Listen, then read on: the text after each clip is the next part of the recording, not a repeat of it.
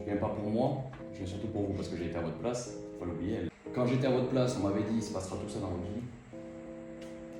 J'en rigolais complètement. Moi, cette école, ce lycée ici, le jour où j'ai été ils m'ont dit on ne veut plus jamais vu voir. Et là, on le supplie de venir. À l'heure d'aujourd'hui, je suis ici. Est-ce que vous pouvez nous parler de au moment où vous avez 16 ans, vous vous retrouvez en situation de décrochage et le parcours aussi, comment vous avez créé la marque, les idées, comment vous avez réussi à réussir comme ça?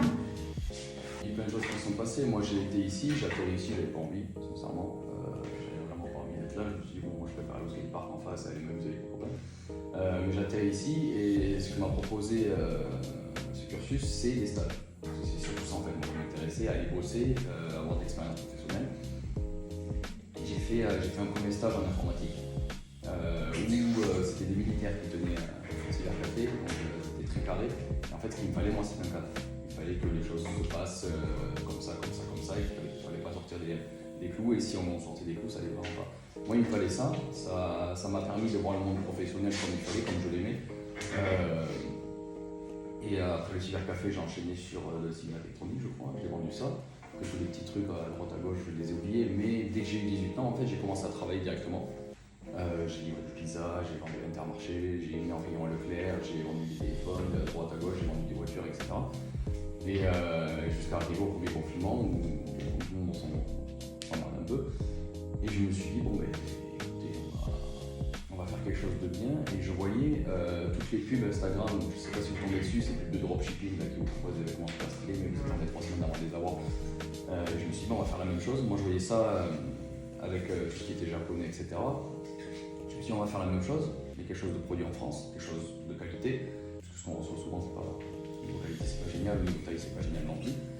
Et ça sera expédié et reçu en 3 jours après la commande, puisque d'habitude on attend 3 semaines.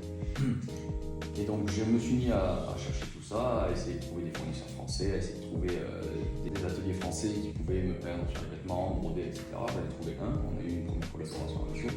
Ça s'est assez mal passé parce que bon, au niveau des tarifs, ils me la mettaient un peu et au niveau du délai d'attente, c'était pas bon.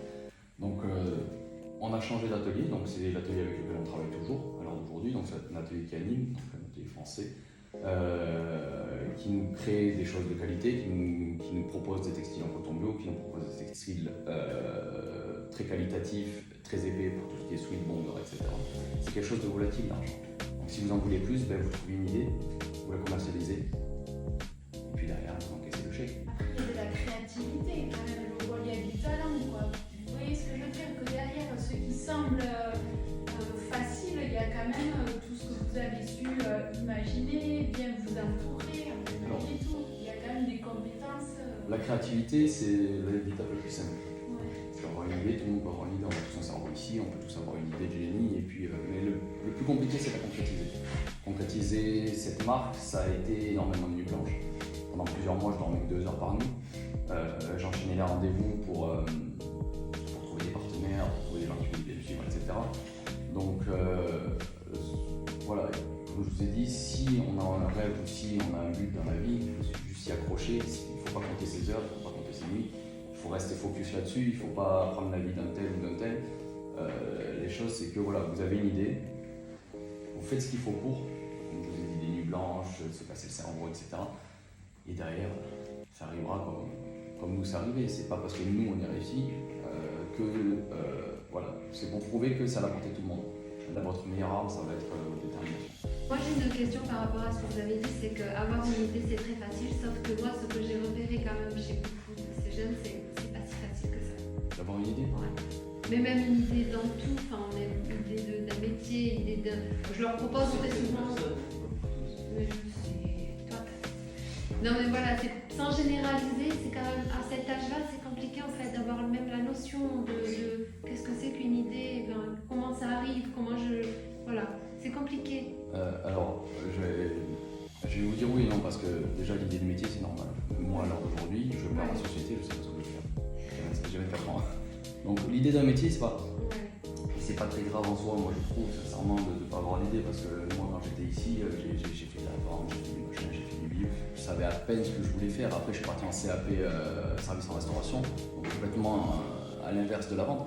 Donc c'est des choses, après avoir une idée ça peut être des idées, si tout le monde en a toute la journée.